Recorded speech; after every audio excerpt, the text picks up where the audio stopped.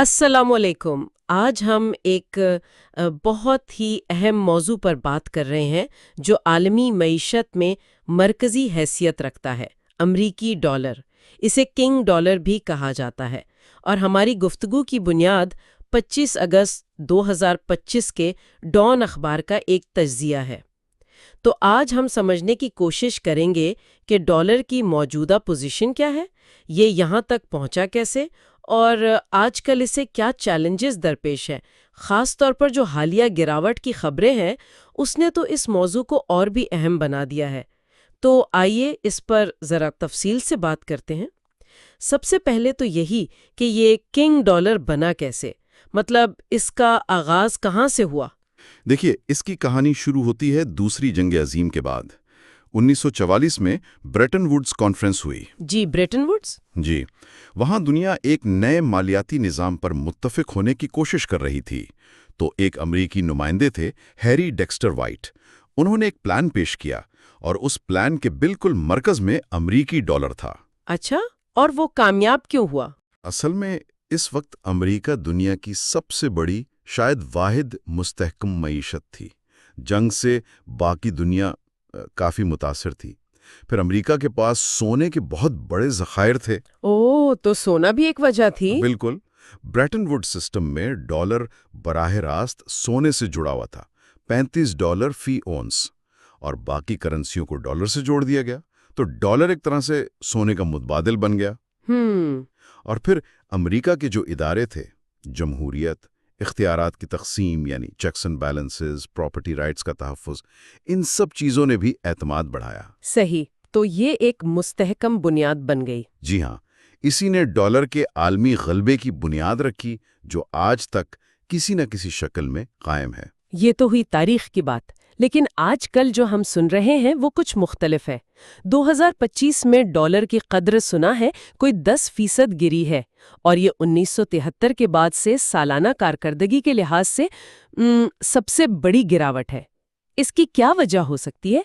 ये कोई आर्जी बात है? जी, ये वाकई एक अहम सवाल है और ये सिर्फ मार्केट का उतार चढ़ाव नहीं लगता।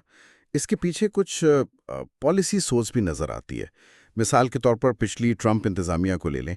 उनकी कुछ मुशीर थे जैसे स्टीफन मिरान। जी, उनका नाम सुना है। वो खुलकर कहते थे कि डॉलर स्ट्रक्चरली ओवरवैल्यूड है, यानी उसकी कदर मसनूई तौर पर बहुत ज़्यादा है। अच्छा, स्ट्रक्चरली ओवरवैल्यूड, इसका मतलब क्या हुआ? यानी असल से ज्यादा कीमत? जी, उनका कहना था कि डॉलर की कद्र उसकी बुनियादी माशी हकीकत से ज़्यादा है, जैसे तिजारती तवाज़न वगैरह।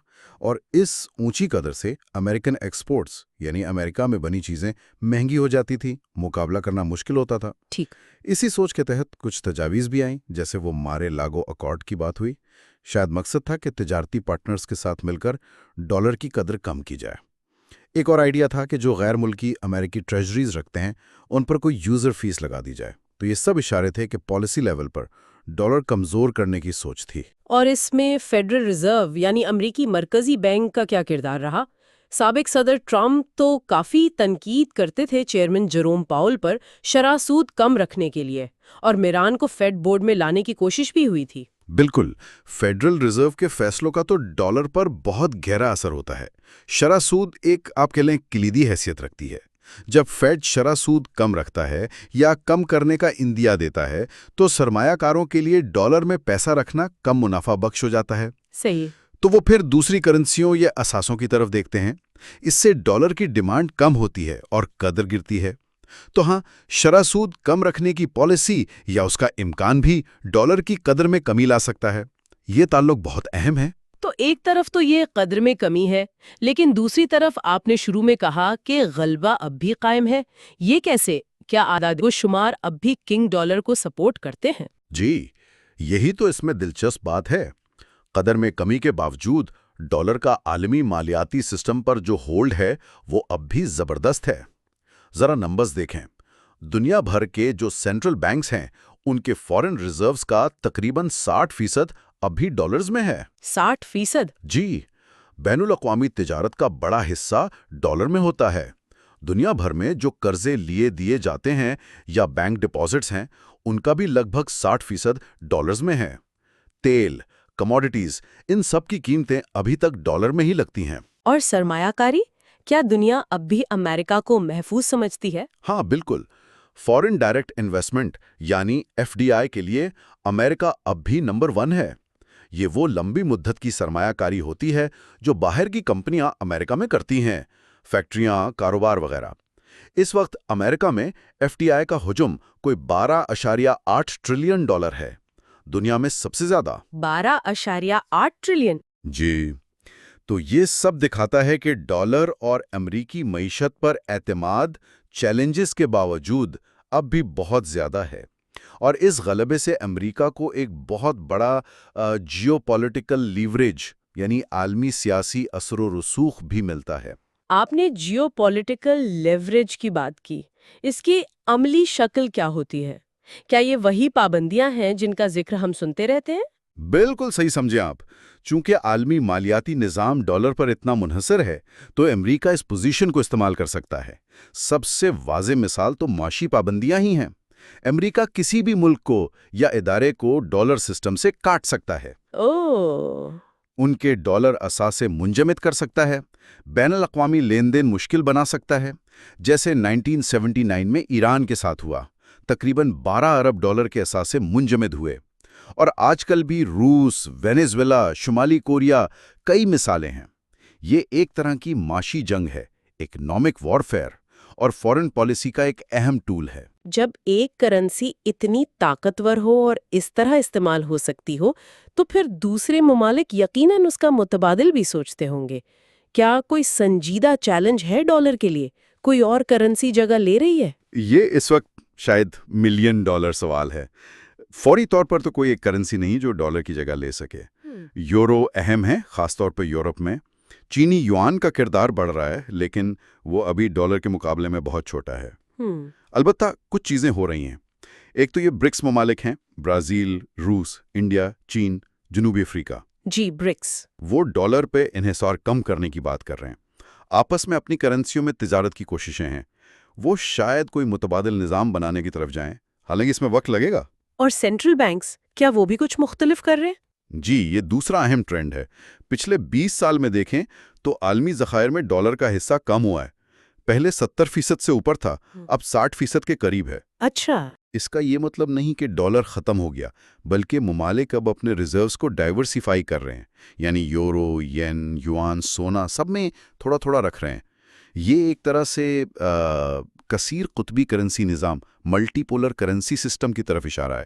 کچھ لوگ تو یہ بھی کہتے ہیں کہ امریکہ خود جو ڈالر کی قدر میں اسٹریٹجک کمی لانے کا سوچ رہا ہے، اس کا مقصد بھی اسی بدلتی دنیا میں ایڈجسٹ کرنا ہے تاکہ ایکسپورٹس بڑھیں۔ تو اگر ہم اس ساری بحث کو سمیٹیں تو تصویر کافی ملی جلی سی ہے۔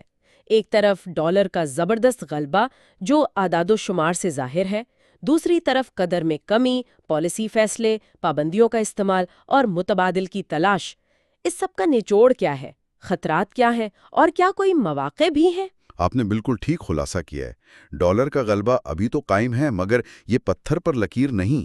خطرات موجود ہیں۔ سب سے بڑا خطرہ شاید خود امریکہ کی اپنی پالیسیاں ہیں۔ اگر مالیاتی پالیسی غیر محتاط ہو، قرضے بہت بڑھ جائیں، یا پابندیوں کا ہتھیار اتنا زیادہ استعمال ہو کہ دوسرے ممالک گھبرا جائیں اور ڈالر سے دور بھاگنے لگے۔ جی۔ ایک اور چیز ہے، اوورٹن ونڈو کا تصور۔ اوورٹن ونڈو، یہ کیا ہے؟ اس سے مراد وہ پالیسیاں ہیں جو کسی وقت قابل قبول سمجھی جاتی ہیں۔ اگر یہ ونڈو بہت کھل جائے اور پہلے جو ناقابل تصور باتیں تھیں، جیسے ڈالر میں بہت زیادہ مداخلت یا فورن ایسٹس پر ٹیکس، وہ عام ہو جائیں تو اس سے سسٹم میں بے یقینی بڑھے گی۔ اور اسی طرح اگر امریکی ادارے کمزور ہوتے ہیں جن پر ڈالر کی ساخت ہے، تو وہ بھی ایک رسک ہے۔ یہ تو ہوئے خطرات۔ کیا کوئی مثبت پہلو بھی نکل سکتا ہے اس صورتحال سے؟ مواقع بھی ہیں۔